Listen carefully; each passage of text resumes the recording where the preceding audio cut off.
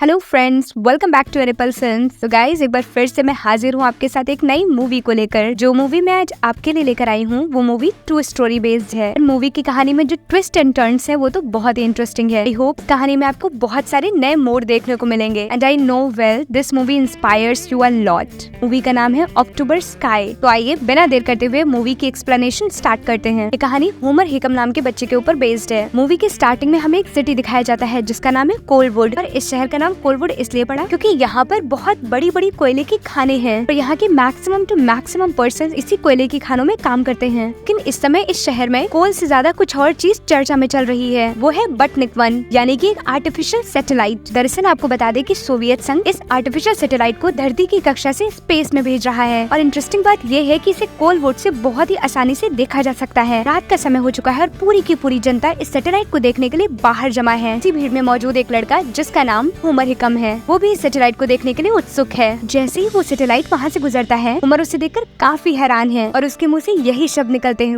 Wow what a magic. वो satellite को देखकर एक अलग रूप में इंस्पायर हो जाता है। आपको बता दें कि होमर का एक भाई भी है जो कि फुटबॉल प्लेयर है और होमर के फादर जो कि कोल माइन में सुपरिटेंडेंट है। और उनके फादर की तो सिर्फ एक ही इच्छा है कि होमर भी उनके साथ उसी कोल माइन में वर्क करे। लेकिन होमर उस सैटेलाइट को देखकर तो अब तक किसी और ही दुनिया में पहुंच चुका था। वो घर आकर अपनी फैमिली के साथ बैठा होता है। तभी बातों बातों में होमर कहता है कि मैं कोल माइनर नहीं बल्कि मैं भी एक सैटेलाइट बनाना चाहता हूँ। उसकी ये बात सुनते ही सभी लोग हाके मार के हंसने लगते हैं और उसके फादर तो उससे ये भी कहते हैं कि तुम अपना ज्यादा दिमाग कोल माइन में लगाओ, इधर उधर भटकने की जरूरत बिल्कुल भी नहीं है। वो होमर की बातों का पूरी तरह से विरोध करते हैं, लेकिन होमर मन ही मन ये ठान चुका था कि उसे किसी भी हाल में ये सैटेलाइट बनाना ही है। और फिर क्या था, इसी बात को लेकर वो निकल पड़ता है अपने दोस्तों के साथ और वहाँ उन सब के साथ मिलकर तैयार करता है एक छोटू सा रॉकेट। और जब होमर उसे उड़ाने की कोशिश करता है तो वो उड़ने की बजाय वहीं पर ब्लास्ट हो जाता है, जिसे देखकर सभी उसका मजाक उड़ाते हैं और कहीं न कहीं होमर और उसके दोस्त भी काफी ज्यादा डिसअपॉइंटेड हो जाते हैं। लेकिन ये उनका तो सिर्फ पहला अटेम्प्ट था, इसलिए वो रॉकेट साइंस से जुड़ी हुई सारी बुक्स उठाता है और उन पर स्टडी करना स्टार्ट करता है। इसके बाद वो सीधा पहुंचता है अपने फ्रेंड क्विंटिन के पास, जो कि उसकी क्लास का टॉपर बच्चा होता है। और क्विंटिन रॉकेट साइंस के बारे में काफी नॉलेज रखता था। होमर क्विंटिन से कहता है कि मुझे रॉकेट साइंस के बारे में पढ़ना है। इस पर क्विंटिन कहता है एक्चुअल में तुम्हें जानना क्या है। होमर कहता है सब कुछ। और फिर क्या था, अब तो क्विंटिन भी होमर की टीम में आ चुका था, यानी कि अब टोटल ये 4 फ्रेंड्स हो चुके थे। होमर के घर में एक बेसमेंट होता है जहाँ पर ये चारों बैठकर इन सभी बातों की प्लानिंग किया करते थे। होमर के पास तो अभी तक पूरे इक्विपमेंट्स भी नहीं थे, लेकिन ये इस बारे में ऑथेंटिक जानकारी ले सके इसलिए ये चारों और भी ज्यादा बुक्स पढ़ते रहते थे और रॉकेट साइंस के बारे में जानकारी लेते रहते थे। अब तो इन सभी के पास बहुत सारी जानकारी इकट्ठा हो चुकी थी, लेकिन सिर्फ उससे ही काम चलने वाला नहीं था, इसलिए उन्हें इसके एग्जीक्यूशन के लिए बहुत सारी बड़ी बड़ी मशीन्स की जरूरत भी थी। होमर अपना दिमाग चलाने लगता है, उसके दिमाग में एक आइडिया आता है और वो सीधा पहुंचता है अपने पापा के फ्रेंड के पास जो कि कोल माइनर होते हैं। वो उनसे हेल्प मांगने की कोशिश करता है लेकिन वो साफ इनकार कर देते हैं। लेकिन होमर हार नहीं मानता, वो उनसे रिक्वेस्ट करता रहता है और एक पॉइंट आने पर वो थोड़ा मेल्ट हो जाते हैं और इसकी हेल्प करने के लिए हामी भर देते हैं। और फिर क्या था, अब ये बना लेते हैं रॉकेट का एक खूबसूरत सा ढांचा। होमर काफी ज्यादा एक्साइटेड होता है, इसलिए वो उस रॉकेट को लेकर पहुंच जाता है अपने स्कूल, जहाँ ड्यूरिंग द लंच सडन उसके प्रिंसिपल आते हैं और उसके हाथ में एक ऐसा रॉकेट का ढांचा देखकर काफी गुस्सा करते हैं। वो उसे फटकारते हुए कहते हैं कि इस तरह के वेपन्स लाना स्कूल में बिल्कुल अलाउड नहीं है और वो उसके हाथ से रॉकेट ले लेते हैं। इतने में ही होमर की साइंस टीचर वहाँ जाती है और वो प्रिंसिपल को झूठ बोलते हुए कहती है दरअसल ये मैंने ही इन्हें दिया है, बिकॉज़ ये सब एक साइंस फेयर में पार्टिसिपेट करना चाहते हैं जो कि अभी जल्द ही ऑर्गेनाइज होने वाला है, इसलिए मैंने ही इन्हें जानकारी देने के लिए ये रॉकेट का स्ट्रक्चर दिखाया है। इतना सुनकर प्रिंसिपल वहाँ से तुरंत चले जाते हैं और उनके जाते ही होमर अपनी टीचर के पीछे भागता है। वो उनसे उस साइंस फेयर के बारे में पूछता है। तब टीचर उनसे कहती है कि इस साइंस फेयर में पार्टिसिपेट करने के लिए तुम्हारा मैथ्स बहुत स्ट्रॉन्ग होना चाहिए, लेकिन वो कहती है कि तुम्हारा मैथ्स तो बिल्कुल स्ट्रॉन्ग नहीं है, इसलिए तुम कैसे पार्टिसिपेट ले सकते हो। उन्हें ये भी बताती है कि साइंस फेयर में बहुत दूर दूर से स्कूल के बच्चे पार्टिसिपेट ले रहे हैं और जो भी विनर होगा उसे आगे के लिए बहुत सारी स्कॉलरशिप प्रोवाइड की जाएगी। वहाँ से आने के बाद ये सारे फ्रेंड्स मिलकर एक और रॉकेट बनाते हैं और इसे एग्जीक्यूट भी करते हैं। जब ये चारों फ्रेंड्स मिलकर उस रॉकेट की टेस्टिंग कर रहे थे तब वो रॉकेट सीधा स्काई में न जाकर बल्कि चारों तरफ राउंड राउंड घूमता है, जिसकी वजह से कई लोग हर्ट होने से बचते हैं और ये रॉकेट सीधा जाकर घुसता है होमर के फादर के ऑफिस में, जहाँ पर होमर के फादर ये देखकर काफी ज्यादा एंग्री यंग मैन बन जाते हैं। वो वहाँ से बाहर निकलते हैं और होमर को बहुत डांट लगाते हैं और सबके सामने उसकी बहुत ज्यादा इंसल्ट भी करते हैं। वो होमर से कहते हैं कि अब मुझे पता लगा कि तुम अपने दोस्तों के साथ बेसमेंट में बैठकर क्या करते रहते हो। जब होमर घर आता है और बेसमेंट में पहुंचता है तो वहाँ पर उसका कोई भी इक्विपमेंट्स नहीं थे, कोई भी सामान नहीं था। होमर आकर अपने फादर से इस बारे में पूछता है, तब उसके फादर बहुत ही रूडली उससे कहते हैं कि मैंने तुम्हारा सारा सामान बाहर फेंकवा दिया है। वो उसे वार्निंग देते हुए कहते हैं आसपास की जितनी भी जमीन इस कोल माइनिंग में है तुम वहाँ पर अपने इस प्रोजेक्ट के साथ कुछ भी नहीं करोगे। होमर बाहर आता है और अपने फ्रेंड्स को ये सारी बातें बताता है, पर उसका एक फ्रेंड बोलता है कि मुझे पता है कि मेरा फ्यूचर क्या है, अंततः मुझे इस कोल माइनिंग में ही जॉब करनी है। असल बात ये थी कि अगर ये अपना प्रोजेक्ट बनाना चाहते हैं तो अब इन्हें उन्हें 8 मील की दूरी तय करके बाहर जाना होगा, क्योंकि 8 मील के अंदर का सारा एरिया कोल माइनिंग में आता था। उमर अपने दोस्तों से कहता है कि मैं बिल्कुल भी इस कोल माइनिंग में काम नहीं करूंगा और मैं जो काम कर रहा हूँ उसी प्रोजेक्ट पे वर्क करूंगा, चाहे मुझे उसके लिए कितना भी रास्ता तय करना पड़े। वो अकेला ही निकल पड़ता है अपने सारे सामान के साथ। जब होमर वहाँ पर 8 मील की दूरी तय करके पहुँचता है तब वो क्या देखता है कि उसके फ्रेंड्स वहाँ पर पहले से ही मौजूद हैं, जिन्हें देखकर वो काफी खुश हो जाता है। ये चारों मिलकर धीरे धीरे वहाँ पर एक वर्कशॉप तैयार करते हैं। ये बात कहीं न कहीं दूर दूर तक फैल जाती है, यहाँ तक कि इनकी क्लास के बच्चे भी इन्हें सपोर्ट नहीं करते हैं। सभी इन चारों का मजाक बनाते हैं, लेकिन होमर किसी की बात नहीं सुनता, वो दृढ़ता से खड़ा रहता है। अब फाइनली इन्होंने उस वर्कशॉप में एक और रॉकेट तैयार कर ली थी और आज दिन था उसके टेस्टिंग का। ये लोग टेस्टिंग करने जा ही रहे थे कि तभी इन्हें दूर से आता हुआ एक आदमी दिखाई देता है। वो आदमी हंसते हुए इन सभी से कहता है कि मुझे पता चला कि आज तुम यहाँ पर कोई टेस्टिंग करने वाले हो। ये चारों उसी के सामने उस रॉकेट का टेस्ट करते हैं। इस बारी रॉकेट उड़ता तो है, लेकिन फिर से वही मिस्टेक, वो रॉकेट की तरह न उड़कर बल्कि इधर उधर फुदक कर वही फायर हो जाता है। वो आदमी उस जले हुए रॉकेट को उठाता है, उसके बेस को उन्हें दिखाते हुए कहता है इसमें लगा हुआ वॉशर बहुत ही लो क्वालिटी का है, यही वजह है कि तुम्हारा रॉकेट एक डायरेक्शन में नहीं जाता। लेकिन इन बच्चों के पास इतना पैसा तो नहीं था कि ये अच्छे मटेरियल का लोहा खरीद सके, इसलिए अब ये सब बिना देर किए पहुँचते हैं एक रेलवे ट्रैक पर। बेचारों इतने खुराफाती होते हैं कि रेलवे ट्रैक से ये एक छोटा सा लोहे का टुकड़ा काट कर ले आते हैं और उसे बेचकर उसी आदमी के पास जाते हैं। इससे बोलते हैं कि मुझे एक अच्छा वॉशर चाहिए जैसा तुम बता रहे थे, क्योंकि वो आदमी एक लोहे की माइनिंग में ही काम करता था। स्टार्ट होता है एक और एक्सपेरिमेंट। अब ये उस रॉकेट के ऊपर बैक टू बैक कई एक्सपेरिमेंट्स करते हैं, लेकिन सारे एक्सपेरिमेंट्स इनके फेल जाते हैं। आपको बता दें हर फेल हुए एक्सपेरिमेंट से ये कुछ न कुछ नया सीखते थे, जिससे कि वो दूसरे एक्सपेरिमेंट में अपनी उस मिस्टेक को अवॉइड करके एक नया एक्सपेरिमेंट करते थे। लेकिन बावजूद इसके भी ये हमेशा की तरह फेल होते रहे। हार तो इन्हें माननी ही नहीं थी। उमर डीप स्टडी में लग जाता है और वो रेडी करता है एक नए तरीके का फ्यूल जो कि रॉकेट में डाला जाता है। इस बार ये उस रॉकेट की टेस्टिंग करने से पहले अपने टीचर के पास पहुंचते हैं। ये चारों अपने टीचर को साथ लेकर वहाँ आते हैं। जब ये सभी वहाँ पहुँचते हैं तो क्या देखते हैं कि बहुत सारे आदमी वहाँ पर पहले से जमा है, क्योंकि इन सभी के बारे में तरह तरह की बातें कर रहे हैं। कुछ तो काफी ज्यादा मजाक उड़ा रहे हैं, कुछ तो सिर्फ ये देखने के लिए आए हैं कि कैसे ये सभी यहाँ पर बेवकूफ बन रहे हैं। इन चारों को भी यही लग रहा था कि एक बार फिर से हम हंसी का पात्र बनने वाले हैं, लेकिन फिर भी ये अपनी टेस्टिंग जारी रखते हैं। लेकिन इस बार रॉकेट उड़ता तो जरूर है, लेकिन वो सीधा पहुंचता है आसमान में। और वो रॉकेट जिस तरह से बादलों को चीरता हुआ आसमान में जा रहा था, इनकी तो खुशी का ठिकाना ही नहीं रहा। तभी वहाँ ताली बजा बजा के हंसने लगते हैं और इस मोमेंट को बहुत एंजॉय करते हैं। यहाँ तक कि आसपास खड़े सारे लोग बहुत ज्यादा चौकन्ने हो जाते हैं और उनकी टीचर भी बहुत ज्यादा खुश थी। और अब ये इतने पॉपुलर हो चुके थे कि ये खबर तो न्यूज़पेपर में भी छप जाती है। लेकिन आपको बता दें कि इनकी खुशी का वक्त काफी कम था, क्योंकि कुछ ही समय बाद पुलिस इनके घर पे छापा डालती है और इन चारों को पकड़कर जेल लेकर जाती है, क्योंकि इन सभी के ऊपर यह आरोप था इनकी टेस्टिंग की वजह से जंगलों में काफी आग लग रही है। उमर के फादर जेल पहुंचते हैं, वो इन चारों को छुड़ाकर वहाँ से ले जाते हैं, लेकिन इन्हें ऐसा कभी ना करने की वार्निंग भी दी जाती है। अब ये चारों बहुत ज्यादा दुखी हो जाते हैं और वापस आते हैं अपने वर्कशॉप प्लेस पर, जहाँ पर ये अपने सामने ही अपनी वर्कशॉप को आग लगा देते हैं और अपने सपनों को जलता हुआ देख इनके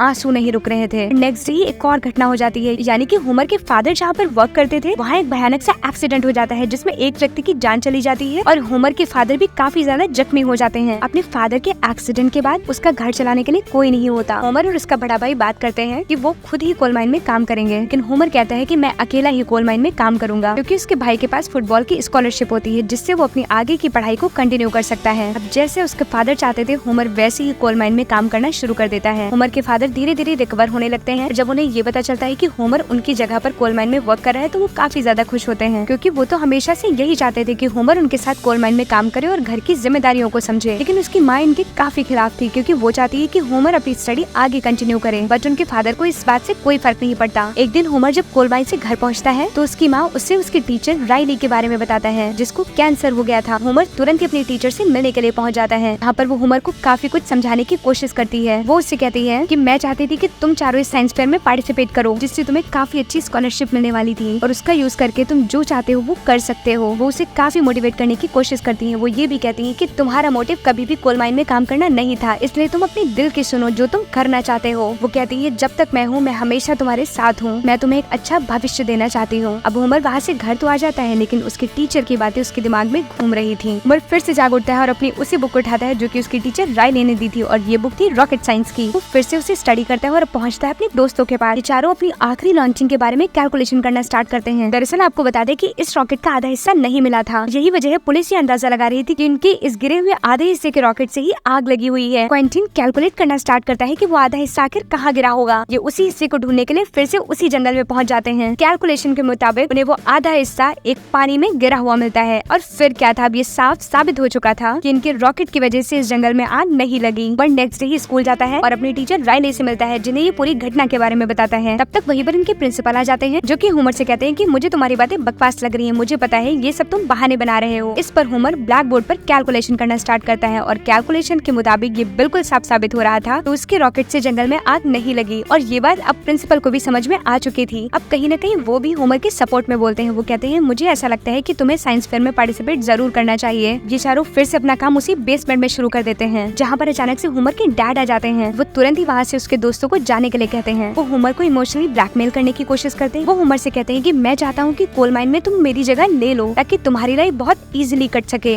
पर होमर उन्हें जवाब देते हुए कहता है कोल माइन आपका सपना था, मेरा नहीं। पर कहता है मैं रॉकेट बनाना चाहता हूँ, मैं स्पेस के बारे में स्टडी करना चाहता हूँ, मेरा सपना ये है। और ये बातें कहते हुए होमर की आंखों में और उसकी बातों में आत्मविश्वास नजर आ रहा था, जिसे देखकर तो होमर के डैड भी दंग थे। ना सुनते ही होमर के फादर वहाँ से तुरंत ही चले जाते हैं। होमर फिर से अपने काम में लग जाता है और उसी प्रोजेक्ट पे वर्क करना एक बार फिर से स्टार्ट कर देता है। और अब हमें स्कूल की तरफ दिखाया जाता है, जहाँ पर बहुत सारे अलग अलग बच्चों ने बहुत डिफरेंट टाइप के प्रोजेक्ट्स बनाए होते हैं, जिनमें से होमर का प्रोजेक्ट साइंस फेयर में भेजने के लिए डिसाइड किया जाता है। और इस पर ये चारों बहुत ज्यादा खुश थे। लेकिन एक प्रॉब्लम थी कि उस साइंस फेयर में सिर्फ एक ही बच्चा अपने प्रोजेक्ट के साथ जा सकता है। अब सब मिलकर डिसाइड करते हैं कि होमर ही अपने प्रोजेक्ट को रिप्रेजेंट करेगा। और इधर हमें उसके फादर की कोल माइन दिखाई जाती है, जहाँ पर सारे यूनियन के लोग उसके फादर के खिलाफ हो जाते हैं। ऐसा करते हुए उनकी एक कोल माइन वहीं पर बंद हो जाती है। और एक दिन जब वो अपने घर पे बैठे होते हैं तो अचानक से बाहर से ये कुछ लोग उनके फादर के ऊपर फायरिंग करते हैं, जिससे घर के सभी लोग डर जाते हैं। लेकिन जब होमर अपने फादर के प्रति थोड़ा कंसर्न दिखाता है तो उनके फादर बहुत ज्यादा चिल्लाते हैं होमर के ऊपर। वो उससे कहते हैं मुझे पता है ये सब तुम्हारा नाटक है और तुम्हारी वजह से ये सब कुछ हो रहा है। तब होमर रिप्लाई में कहता है इसमें मेरी कोई गलती नहीं कि आपकी कोल माइंस बंद हो रही हैं। वो कहता है मैं सिर्फ अपनी स्टडी को कंटिन्यू करना चाहता हूँ, अपनी लाइफ में कुछ और अच्छा करना चाहता हूँ, मेरा सपना कोल माइन नहीं बल्कि कुछ और है। वो बहुत ज्यादा गुस्से में होता है। वो अपने फादर से कहता है मैं वापस घर कभी नहीं आऊंगा। और इतना कहते ही वो वहाँ से निकलता है और सीधा पहुँचता है साइंस फेयर में, जहाँ पर वो अपने प्रोजेक्ट को रिप्रेजेंट करता है, जिससे सबको काफी ज्यादा खुशी होती है। एक्चुअली ये फेयर 2 दिन का होता है। नेक्स्ट डे इसके रिजल्ट आउट होने वाले थे, लेकिन अचानक से रात को ही उस रॉकेट का नोजल को चुरा लेता है, जो कि उसका बहुत ही इम्पोर्टेंट पार्ट होता है। लेकिन अगर उस रॉकेट का नोजल उसे नहीं मिला तो वो बड़ी ही आसानी से इस फेयर को हार जाएगा। उमर बहुत ज्यादा परेशान हो जाता है, उसे कुछ समझ नहीं आता है। वो अपने दोस्तों को फोन करता है और अपनी मॉम को फोन करता है। एक्चुअली बात ये है जिसने वो नोजल बनाया था वो एक कोल माइनर था, लेकिन आजकल सभी कोल माइनर्स स्ट्राइक पे बैठे हुए हैं। उसकी मॉम होमर के फादर के पास पहुंचती है और वो उससे कहती है कि तुम्हें ये स्ट्राइक खत्म करनी होगी, क्योंकि तुम्हारे बेटे को किसी भी तरह उस नोजल की जरूरत है जो कि चोरी हो चुका है। उसके फादर चिल्लाते हुए कहते हैं मैं इन वर्करों के सामने कभी नहीं गिड़गिड़ाऊंगा, मुझे पता है ये सब बेवकूफी वाला काम है। उसके पिता को डिसएग्री देखकर उसकी माँ कहती है कि अगर आज तुमने मेरे बेटे का साथ नहीं दिया तो मैं तुम्हें हमेशा के लिए यहाँ से छोड़कर चली जाऊंगी। होमर के फादर अपने गुस्से को शांत करते हैं, अपनी वाइफ की बात को मान लेते हैं। एक बार फिर से वो वर्कर्स को वापस कोल माइन में बुलाते हैं, अपने बेटे के लिए उस नोजल को बनाकर तैयार कर देते हैं। वो नोजल होमर के पास पहुंच चुका था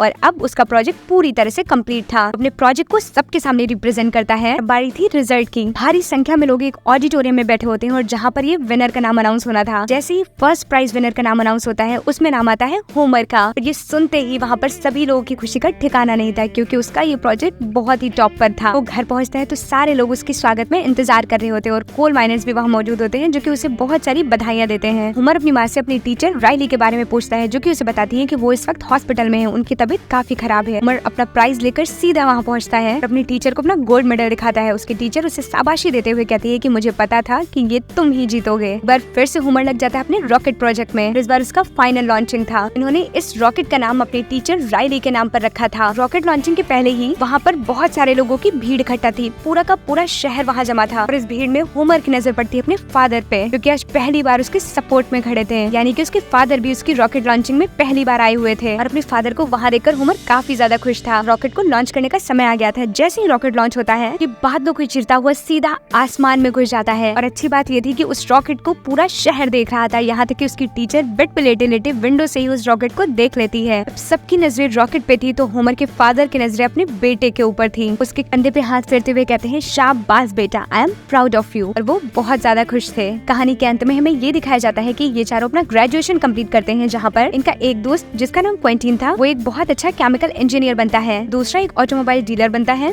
तीसरा दोस्त एक खुद इंश्योरेंस कंपनी का मालिक होता है। और अब बात करते हैं होमर की, जिन्होंने एक बहुत बड़ी वियतनाम वॉर में हिस्सा लिया और इसके बाद वो नासा के साइंटिस्ट कहलाए। होमर के द्वारा कई बुक्स भी लिखी गई हैं और होमर की टीचर राइली जिनके कुछ समय बाद कैंसर से मृत्यु हो जाती है। और ये कहानी यहीं पर समाप्त हो जाती है। तो फ्रेंड्स, ये मूवी आपको कैसी लगी ये हमें कमेंट सेक्शन में बताना बिल्कुल ना भूलें। वीडियो को लाइक, शेयर और चैनल को सब्सक्राइब जरूर करें। I hope you guys enjoy this video. Thank you for watching. Watching the video.